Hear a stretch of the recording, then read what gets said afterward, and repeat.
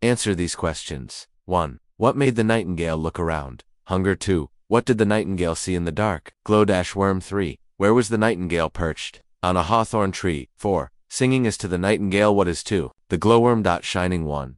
What was the nightingale doing all day long?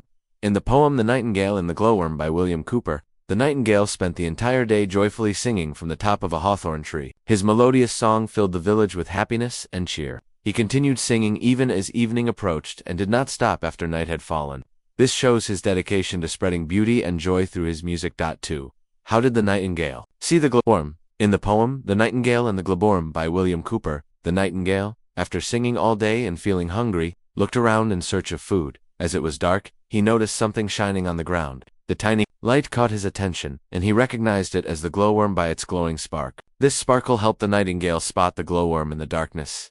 3. Did he eat the glowworm? Why? No, the nightingale did not eat the glowworm. In the poem The Nightingale and the Glowworm by William Cowper, just as the nightingale was about to eat him, the glowworm spoke to him in a wise and respectful manner. He explained that just as the nightingale was gifted with a beautiful voice to sing, he too was gifted with light to shine. Both were created by the same divine power to spread beauty and joy in the night. The nightingale understood and appreciated the glowworm's message and, impressed by his reasoning, let him go and looked for food elsewhere. Point 4. How did the nightingale satisfy his hunger? In the poem The Nightingale and the Glowworm by William Cowper, after listening to the glowworm's wise and thoughtful words, the nightingale decided not to harm him. He realized that the glowworm, like himself, had a special role in bringing beauty to the night. Moved by this understanding, the nightingale spared the glowworm's life and flew away to find his supper somewhere else. In this way, he satisfied his hunger without causing harm to the glowworm. Answer these questions with reference to the context. 1. Did you admire my lamp? Quoth he,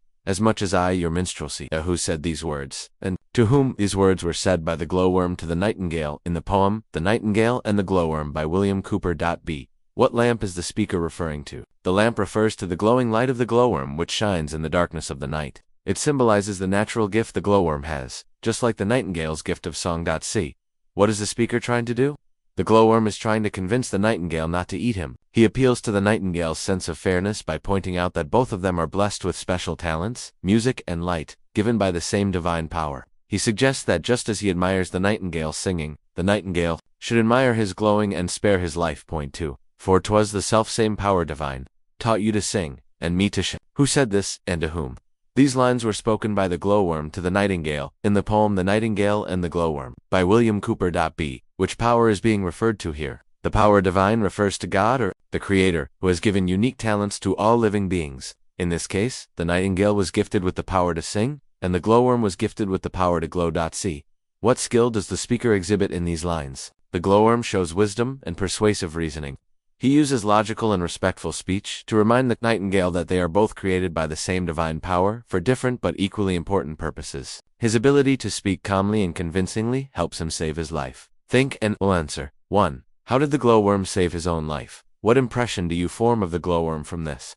The glowworm saved his life by speaking wisely and calmly to the nightingale. Instead of panicking or pleading emotionally, he reasoned with the bird, pointing out that just as the nightingale was gifted with the ability to sing, he was gifted with the power to shine. He reminded the nightingale that both of them were created by the same divine power to bring beauty to the night. This shows that the glowworm is intelligent, calm, respectful, and persuasive. He values life and uses his wisdom and words rather than fear or anger to protect himself. 2. What quality does the nightingale display in the poem? The nightingale displays the qualities of kindness, understanding, and open-mindedness. Although he was hungry and had every intention of eating the glowworm, he listened carefully to the glowworm's words. Instead of acting selfishly, he showed respect for another creature's purpose and talent. By choosing not to harm the glowworm and finding food elsewhere, he shows compassion and moral maturity. 3.